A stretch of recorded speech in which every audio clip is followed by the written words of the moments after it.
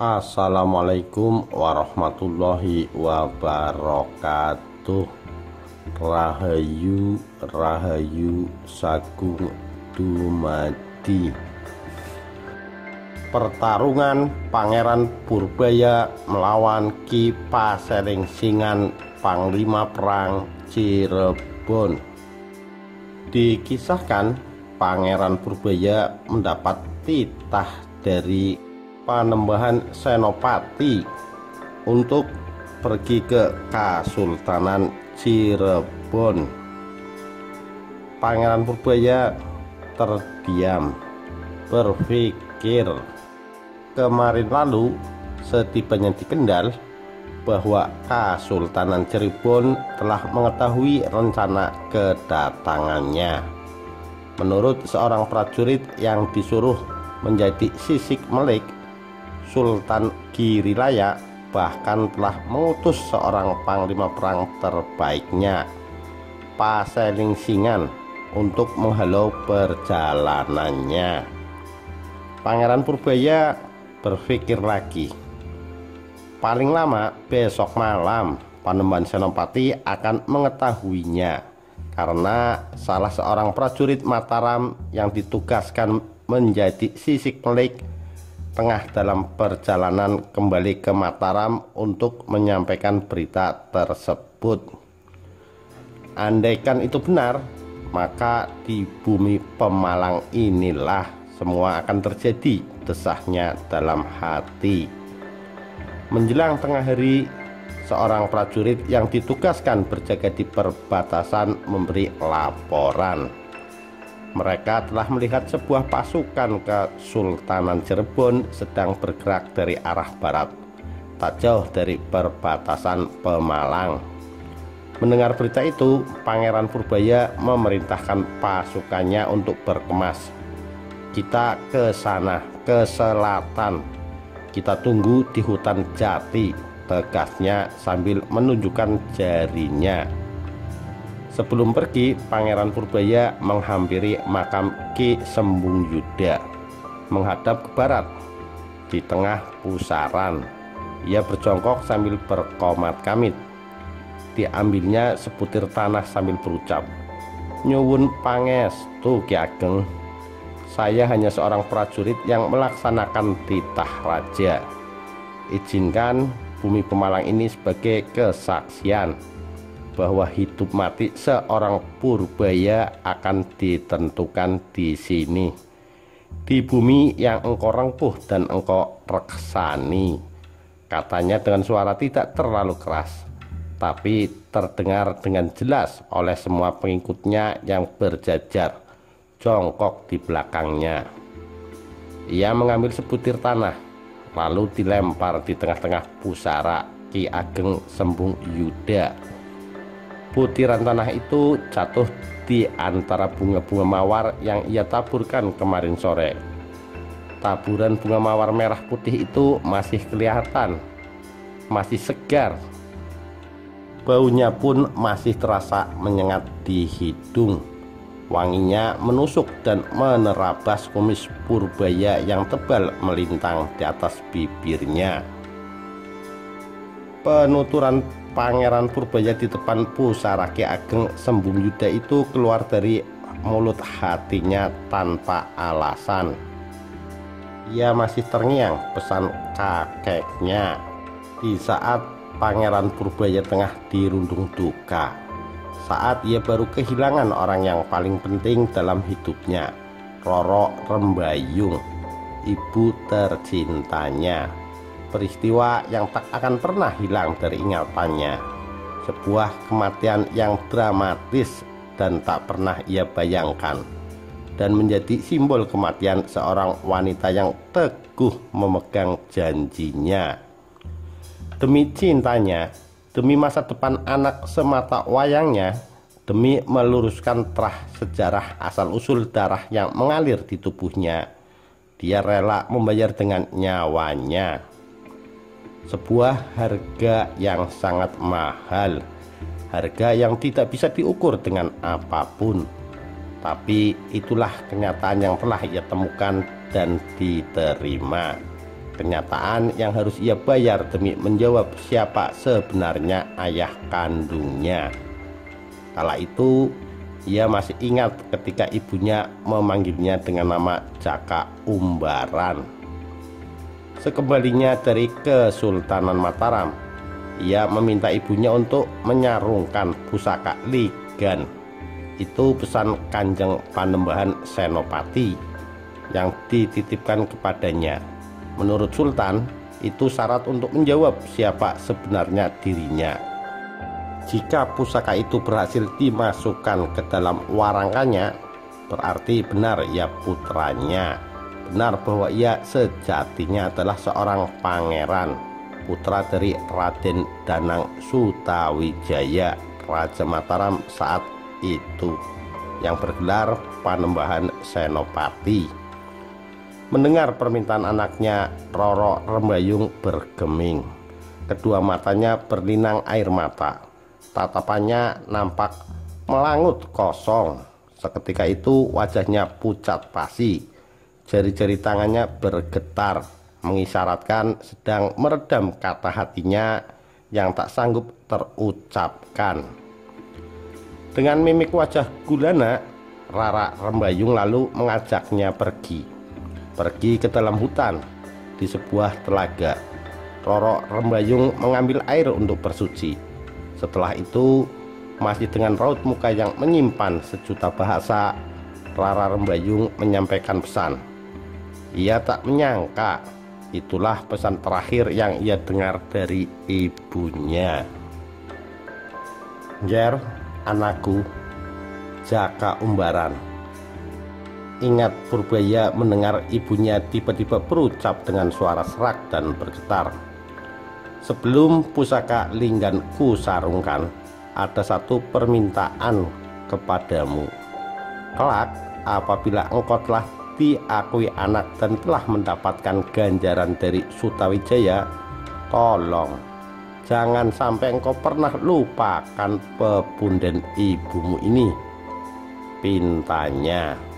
Permintaan itu disampaikan karena Roro Rembayung sadar dirinya hanya seorang wanita biasa, wanita dari desa Giring, wanita yang bukan dari terah keturunan raja. Iya ibu, baiklah. Terdiam sesaat. Sekarang jadilah saksi atas janjimu itu, tukas Rara Rembayung sambil mengangkat pusaka lingan. Dan di luar dugaan, sang ibu justru menghunjamkan pusakanya ke dadanya sendiri. Saat itu ia teringat betul ketika mencoba menghalau dengan meloncat dan menubruk ibunya. Tapi semua sudah terlambat. Keris ligan itu sudah menancap di dada Rara Rembayung hingga tewas seketika. Kematian ibunya, Rara Rembayung menjadi saksi dan membayar lunas untuk memenuhi janjinya pada Kanjeng Panembahan Senopati, suaminya. Usai memakamkan jasad ibunya, ia tidak langsung menghadap Panembahan Senopati. Hatinya yang rapuh karena ditinggal ibunya dengan cara tragis. Pangeran Purbaya merasa bersalah. Semua ini terjadi karena dirinya. Di saat itulah ia memilih mencurahkan hatinya kepada kakeknya, Ki Ageng Mangir. Setelah mendengar apa yang ia ceritakan, kakeknya berujar, "Ketiwasan cucuku, kakek tahu perasaanmu, tapi ketahuilah, jodoh dan pati seseorang semua sudah menjadi titahing Gusti Kang Maha Agung. Tak usah engkau sesali dan ratapi apa yang telah terjadi. Apa yang dilakukan ibumu semata-mata demi cintanya kepadamu," ungkapnya lirih dan pelan. Setelah mengatakan itu, kakek Mangir berusaha bangkit dari tempat duduknya dan berjalan dengan berpegangan ujung meja. Usianya yang tergolong usur nampak bergetar saat menyangga beban badannya saat berdiri. Di depan jendela, kakek berhenti. Dibuka kedua jendela rumah tua itu. Suara engselnya berbunyi seperti suara tangisan. Ibumu telah memberi pelajaran bahwa untuk menjadi manusia yang terhormat, manusia pinunggul, maka pantang mengingkari janjinya, walaupun harus dibayar dengan nyawa sekalipun. Jelasnya dengan pandangan mata masih ke arah luar jendela. Dengan penuh hikmat ia mendengarkan apa yang mau dikatakan kakeknya. Maka jangan kau sia-siakan pengorbanan ibumu. Kakek membalikkan badan, matanya menatap tajam dengan wajah yang bersungguh-sungguh. Sekarang pergilah ke Mataram dan jadilah anak yang berguna bagi orang tuamu, orang lain, dan berguna bagi kerajaan, agar arwah ibumu tenang di alam sana, pintanya. Dengan nada suara sedikit membentak dan jari menuding ke wajahnya. Di atas, seekor burung terbang dari pohon beringin samping makam Ki Ageng Sembung Yuda. Sayapnya mengepak, meretas untaian dedaunan. Pangeran Purbaya sedikit terperanjat. Ia bergegas berdiri saat setelah bunyi burung terbang itu menghentikan ingatannya yang sedang berselancar ke masa lalu. Dua orang prajurit agak menghampiri Pangeran Purbaya dengan membawa kuda. Keduanya memberi hormat dengan menyembah dan menyerahkan kudanya. Pangeran Purbaya menaiki kuda putih berkaki separuh warna hitam menuju ke arah selatan. Dengan ikat kepala hitam mulung, pusaka terselip di pinggangnya, dan kumis tebal yang menghiasi wajahnya. Ia begitu berwibawa, kesatria yang gagah berani. Sejak memangku jabatan Panglima Perang, hampir semua musuhnya selalu berhasil ditekuk dan berlutut di hadapannya. Semua dipaksa menyerah tanpa syarat. Pangeran Purbaya menjadi tokoh paling ditakuti lawan. Bukan saja sosok kesatriaan dengan ilmu kanuragan yang tinggi dan tak terkalahkan, tapi juga karena memiliki taktik perang yang licin dan mematikan. Strategi perangnya sulit dibaca, selalu memiliki keputusan dengan tiba-tiba yang mengejutkan, keputusan yang membuat lawan terkecoh dan selalu mati langkah di medan laga. Pangeran Purbaya, si Banteng Mataram julukannya. Di atas kuda, Pangeran Purbaya sesekali memacu kudanya. Pandangan matanya begitu tajam melihat ke depan. Bahkan ketika kudanya berlari melintasi ladang bersemak belukar, tubuhnya seolah terbang di atas alang-alang, menyelinap di antara pepohonan yang dilewatinya. Di belakangnya beberapa prajurit beriring mengikuti meninggalkan makam itu, bergerak ke arah selatan langsung menuju ke hutan jati. Sejauh mata memandang ke selatan, hanya beberapa kilometer dari pantai Cilincing, yang terlihat hanyalah pohon belaka. Pohon belukar yang nampak diam seperti tak bergerak sama sekali. Tapi setelah dilihat dari jarak yang sedikit lebih dekat, ada kalanya pepohonan itu bergerak, hidup seperti lautan daun. Itulah hutan jati Pemalang yang hendak dituju. Hanya dalam waktu kurang dari 1 jam, Pangeran Purbaya beserta pasukannya telah memasuki daerah hutan jati. 3 orang prajurit dengan sigap memanjat 2 pohon jati besar. Gerakannya begitu cepat dan lincah, mirip seekor kera yang tengah melompat-lompat. Dari atas pohon mereka seperti berusaha mencari sesuatu. Matanya jelalatan, memutar ke seluruh penjuru mata angin. Tiba-tiba mereka berhenti saat melihat sesuatu dari arah utara. Ada sesuatu yang terlihat berwarna hitam bergelombang, bergerak ke selatan. Setelah beberapa saat terus dipelototi, dengan sesekali salah satu telapak tangannya diletakkan di atas kedua matanya, ternyata gerombolan warna hitam itu adalah sebuah pasukan kerajaan yang sebagian nampak menunggang kuda berbulu kehitaman. Setelah benar-benar yakin apa yang dilihatnya, salah seorang prajurit memberi aba-aba dengan bersiul, dan tangan kirinya memberi isyarat kepada kedua prajurit lainnya untuk turun. Mereka telah datang, Kanjeng Pangeran, lapornya dengan sedikit terburu-buru, dengan kedua telapak tangan menyembah di atas kepala. Kaki kirinya bersila untuk menyangga pantatnya, sementara kaki kanannya hanya ditekuk sekedar untuk menopang jongkokan badannya. Baik, semua mundur ke belakang, bersiaga di tempat-tempat yang strategis. Tidak usah menunjukkan sikap yang reaktif. Tunjukkan kepada mereka bahwa kalian tidak hero dengan kedatangan mereka. Kita lihat saja apa maunya, tegasnya dengan suara yang lantang memberi perintah. Seketika itu bala pasukan Pangeran Purbaya dengan gerakan serempak langsung menyebar ke belakangnya. Beberapa puluh orang lain membagi dengan sendirinya ke bagian kanan dan ke kiri, membujur ke depan seperti sedang membentuk pasukan sayap.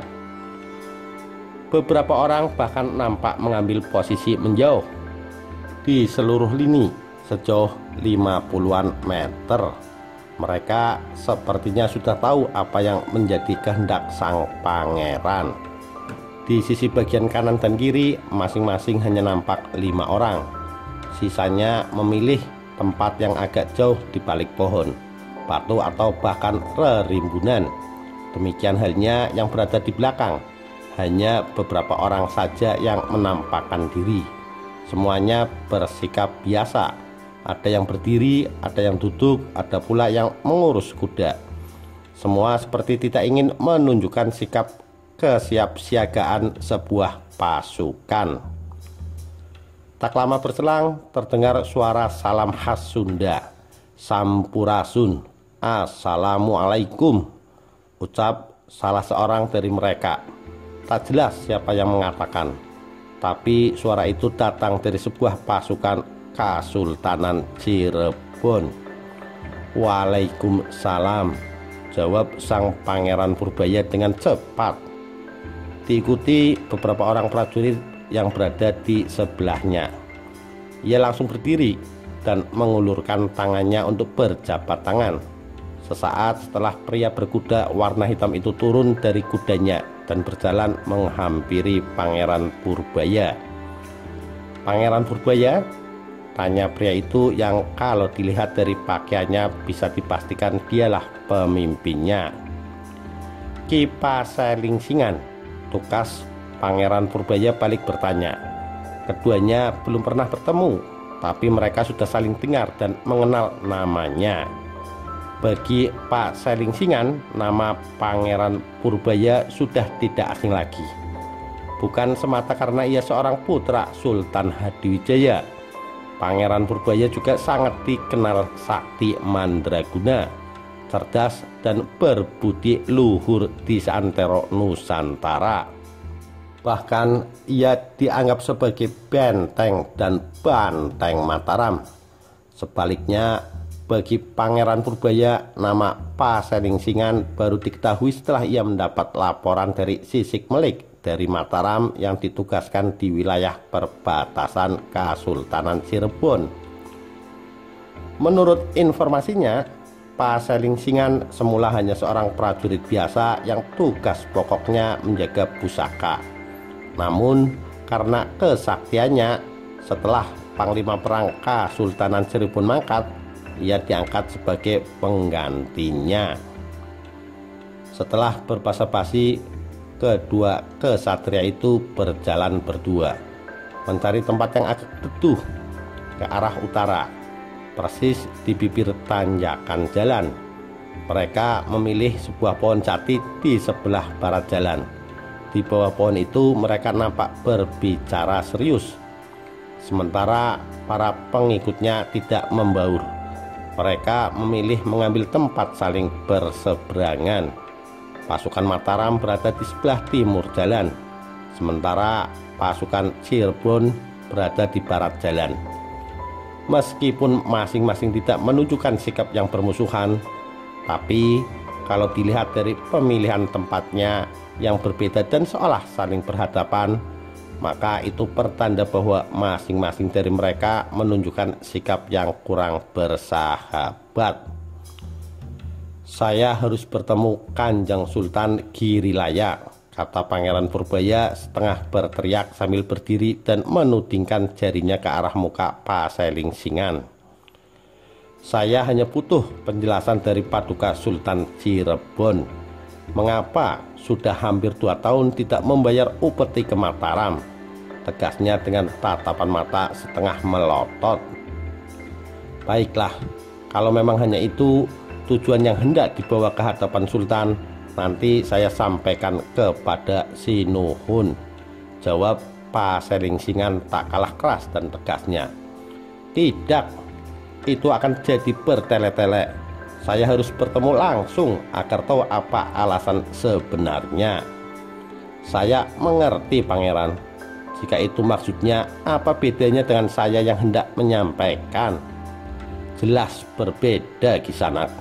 Karena dengan begitu berarti akan butuh waktu lama lagi untuk mendapatkan jawaban." "Tidak, saya akan pastikan agar jawaban dari Sinuhun dalam waktu yang secepatnya bisa sampai Mataram." "Itu tidak mungkin," tegas Purbaya membentak. Kali ini suaranya sudah benar-benar terdengar marah.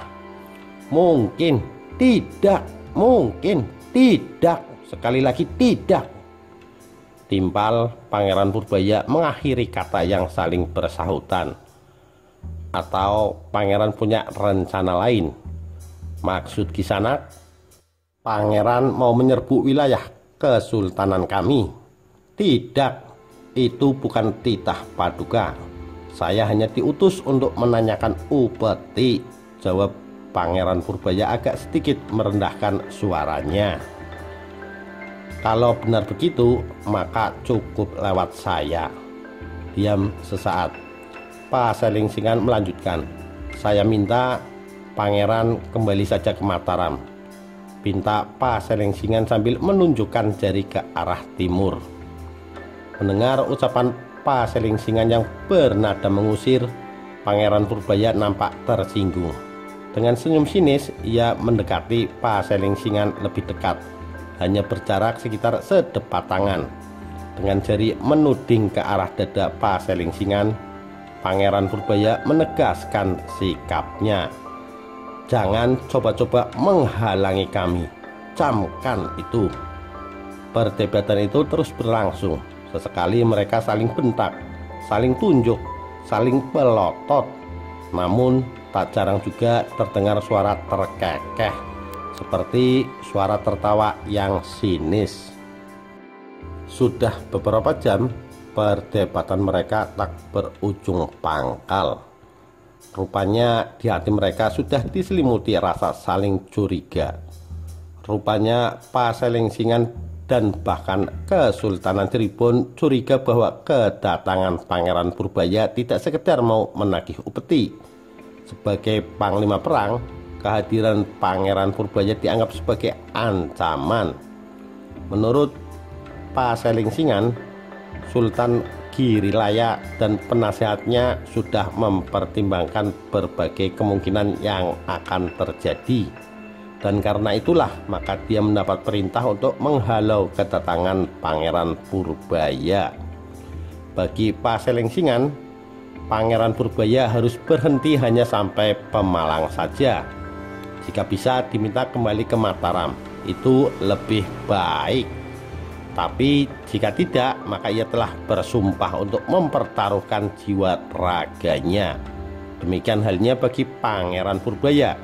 Tak ada seorang pun bisa menghentikan langkahnya bertemu dengan Sultan Girilaya. Baginya adalah sudah menjadi keputusan.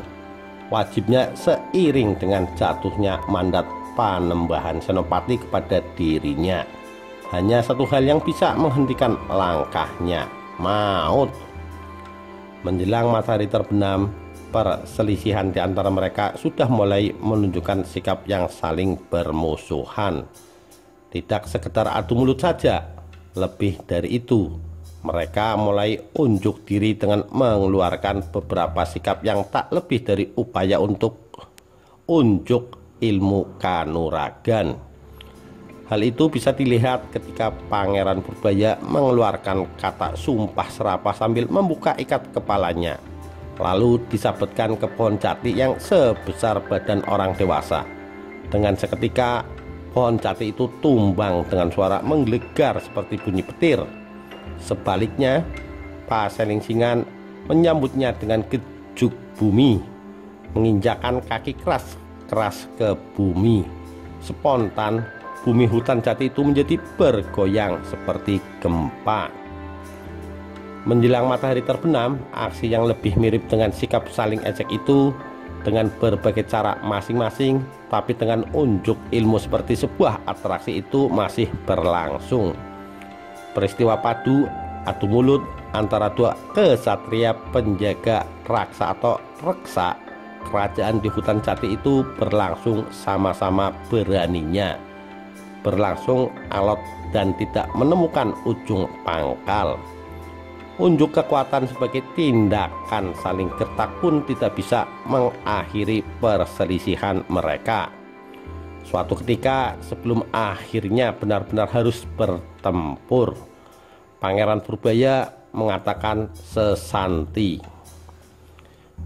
"Besuk rejaning jaman, desa iki diarani desa Padu Raksa," katanya.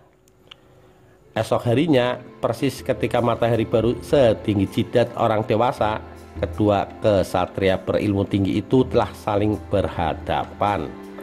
Mereka seperti benar-benar telah mempersiapkan pertarungan itu lahir dan batin. Pangeran Purbaya menatap tajam ke arah Paselingsingan. Tatapannya sudah menunjukkan sikap yang lebih marah. "Tidak usah banyak bicara. Jika kau tetap bersikukuh menghalangi langkahku, maka aku akan penggal kepalamu," kata Pangeran Purbaya mengingatkan. "Wahai Pangeran Purbaya yang gagah berani, saya ingatkan sekali lagi, sebaiknya kembali ke Mataram. Sebab jika Paduka Sang Putra Raja tetap tidak mendengar apa yang saya katakan, itu akan menjadi pertanda paling buruk bagi Mataram," jawabnya tak kalah gertak. "Wahai para prajurit dari Mataram, saya perintahkan kalian untuk tetap berdiri di tempat masing-masing. Tidak usah ikut terlibat dalam pertarungan ini.